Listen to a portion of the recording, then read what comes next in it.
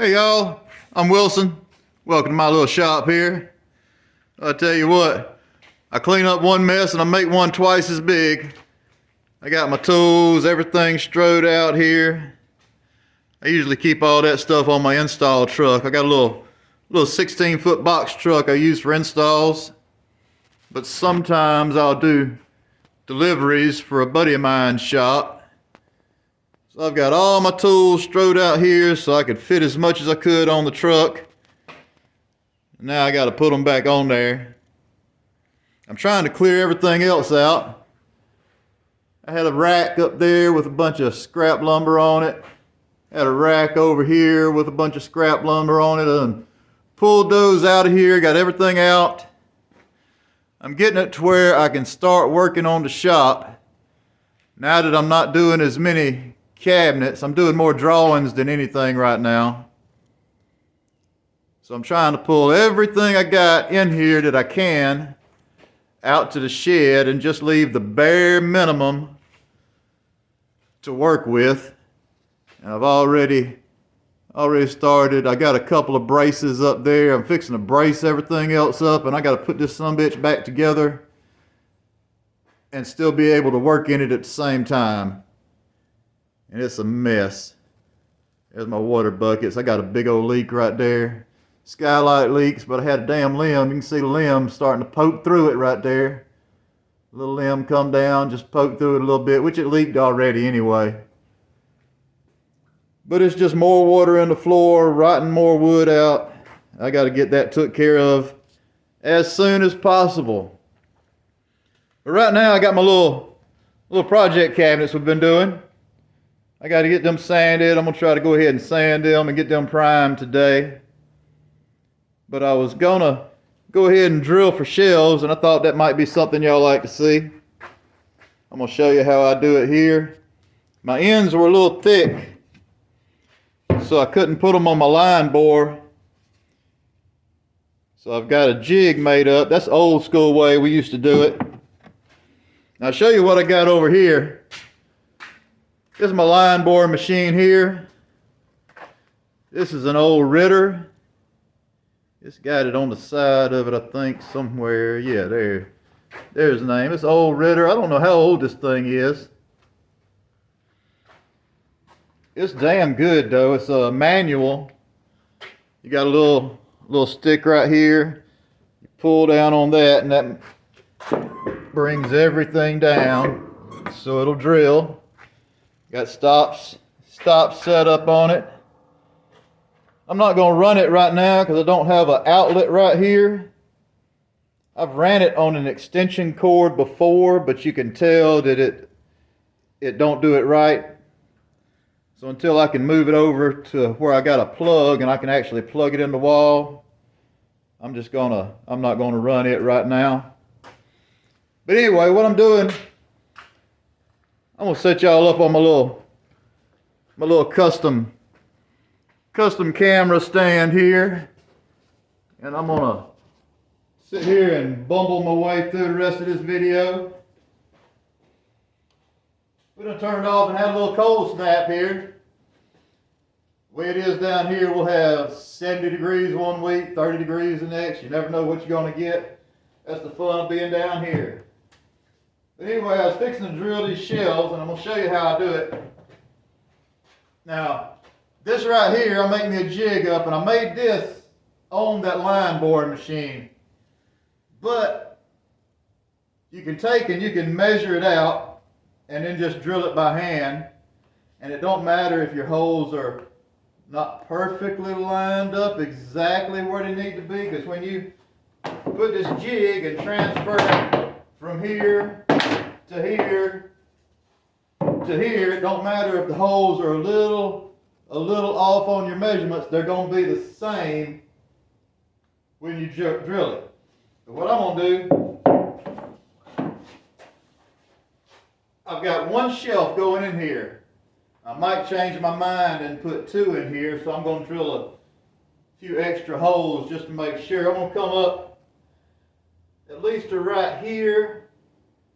You know you're not going to put a shelf anywhere below that. and I'll probably come up to about right there, maybe right there. You know you're not going to put a shelf up no higher than that, and I don't want to drill more holes than I have to. Anyway, for a bit,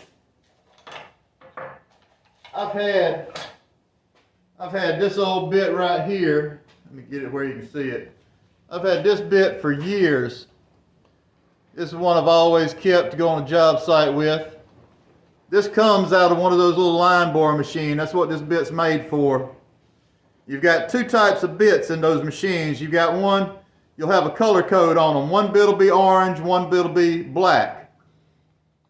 At least that's the color code for that. I don't know, different brands might do different stuff, but for this one, you got orange and black. The black drills regular, the orange is a reverse bit. They do that because of the way the gearing is. One bit turns this way, the other bit turns the other way. But anyway, that's just going all the way off the point. This is a bit I've had for years to drill for adjustable shelves. I always keep it with me to drill on the job site if something's messed up, or somebody forgot to drill one, or I just have one that needs to be drilled out there. I always keep that with me. Now I lost it one time. I lost it, I couldn't find it, had to go on the job site, had to have one, so I went to a little hardware store and I bought this right here, which is a little Kreg jig. I bought it just so I could get the bit out of it, because that is a hard size to find around here. It's hard to go in a hardware store and just pick up that bit, or a set of bits even, that has that particular size in it. So I went and I bought this little kit. I can't remember how much it was. I think it's 30 something bucks. But I bought it just for the bit. It's got a nice little stop on it. It's got a little Allen set stop on it. So I've been using this one. I've been using this bit for the most part, just because it's got that good stop on it. For this one, when I was using it, I had to put me a block of wood that was so thick so it would actually stop where I need it to. I need it to go through this 3/4 jig and drill just deep enough for the shelf without going through the outside if I'm using a piece of 1/2 inch. Now this right here, like I say, I think it was about 35 bucks. It's got the Allen wrench for that. It comes with the bit. It's got this little block right here. You can put this on one end or the other, and you can get another one of these and screw them together. It's got little screws for it, and you can make it longer so you can have a longer piece if you need it. I'm actually fixing to throw this away. I held on to it for a while thinking I might end up using it for something, but it's just cluttered up and in my way. I don't even use it for anything. I got the bit and that's all I wanted. I can make a plywood jig like this, and it just works better and easier for me than that little kit.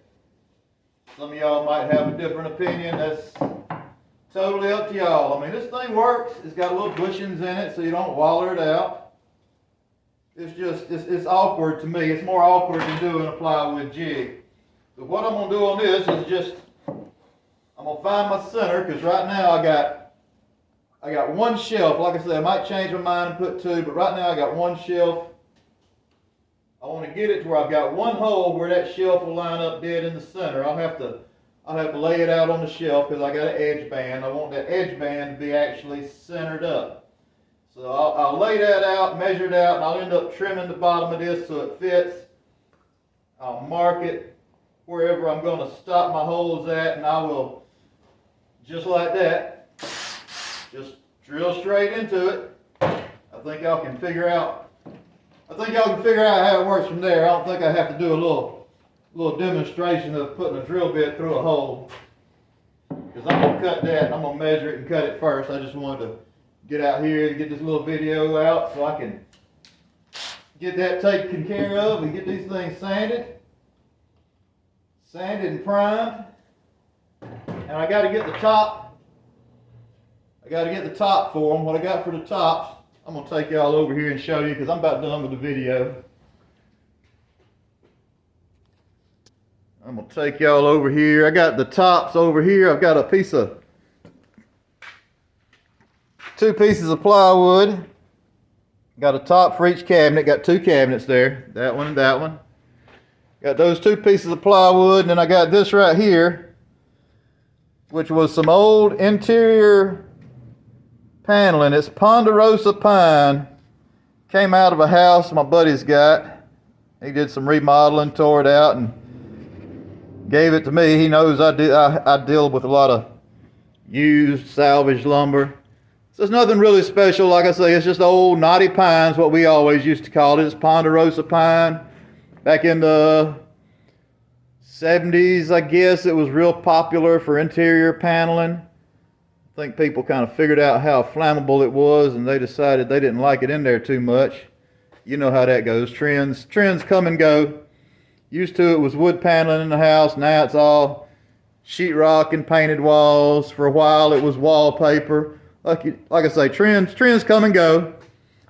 But anyway, that's that. I'm going to take that and plane that stuff down. I'm going to plane it down to 1/4 inch, then put it on that plywood, put an edge band around it, do it natural. That's going to be my top. And then I'm going to do at the bottom, I'm going to do the same thing. I got some that's not trimmed down like that. I got a big enough piece to make a little bottom band base molding to go around it. So I'm going to do the cabinet. I've got some paint left over from a job. It ought to be just enough to do both of them. It's called chrome, but it's actually kind of more of a grayish color. Anyway, that's what I'm going to do them with. So that's that. I'm fixing to move all this stuff out of here so I can get to work. I can put that stuff back on the truck now. This is the other little cabinet. It's upside down here. I was priming it the other day. This is gonna be a gender reveal cabinet. When it's all done, they'll put their diapers and all that good shit in it. Once it gets sprayed, I'll probably do a little video once it's all put together and show y'all how it's all done. But it's just gonna have a door on each side, open shelves in the middle, paneled ends to match the doors. All that good shit. Basically, it's just some scrap I had. I save a bunch of old doors. I can't bring myself to throw something away when I might be able to use it.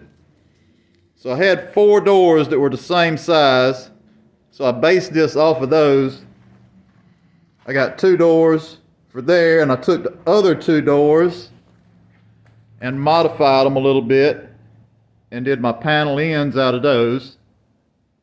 But anyway, once it's finished, I'll probably do a little video on that. Trying to do more videos so I can drum up more subscribers. I've got up to 404 so far. So if y'all are still watching, I sure appreciate that. And if y'all want to subscribe, I sure appreciate that too. I'm just kind of goofing off on these videos, nothing serious, just bumbling and mumbling my way through them. But that's it. That's my video for today. I hope y'all enjoyed it. At least maybe got a laugh out of the way I stumble over my words. But that's it. I appreciate it. Y'all have a good one. We'll see you on the next one.